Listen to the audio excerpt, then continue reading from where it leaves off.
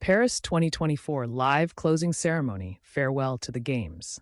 Closing ceremony of the 2024 Olympic Games in Paris. The Olympic Games 2024 in Paris are now history. The spectacular closing ceremony, which was broadcast live, celebrated not only the athletic achievements of the competitors, but also provided an impressive glimpse of what the French capital has to offer. Paris showcased itself as one of the most fascinating cities in the world, and the celebrations concluded with a fantastic program.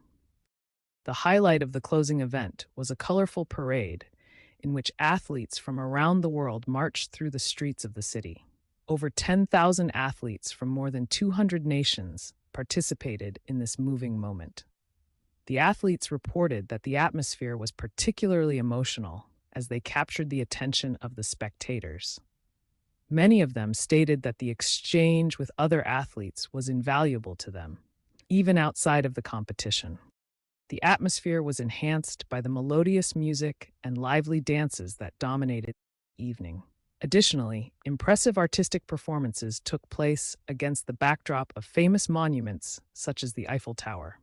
The choreography was meticulously coordinated, blending traditional French elements with modern dance styles.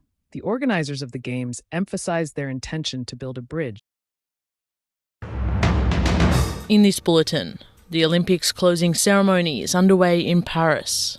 Indigenous knowledge priority announced for the new National Science Framework. And in sport, Australia finishes fourth on the medal tally at the Paris Games. I'm Sydney Lang. This is SBS News.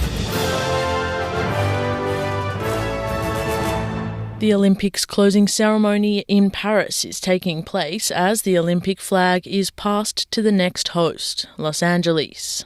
The iconic Stade de France, seating 80,000, has been transformed into a gigantic concert hall.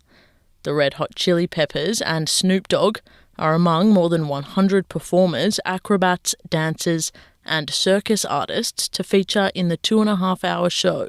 These spectators say they're sad the Paris Games are drawing to a close. I think we're more excited about the closing ceremony than anything, really, aren't we? Yeah, well, we've been to Paris before, and we really enjoyed it. We loved it. I really enjoyed it. So yeah, I'm looking forward to the LA, the 4 years later.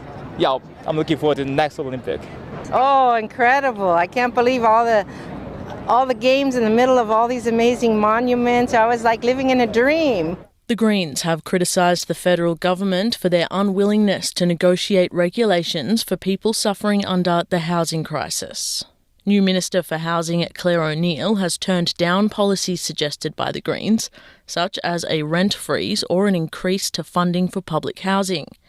It comes as the Reserve Bank announced that interest rates will remain at 4.35%, further adding pressure on homeowners and renters. Speaking to Sky News, Greens housing spokesman Max Chandler-Mather says the situation will only become worse.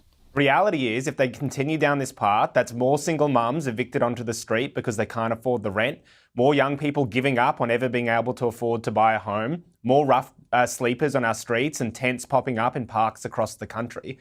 I mean, this is becoming a bit of a sick joke that we have a Labor government that are giving $165 billion in tax handouts to property investors and can't even negotiate with the Greens to spend a little bit more on public and affordable housing.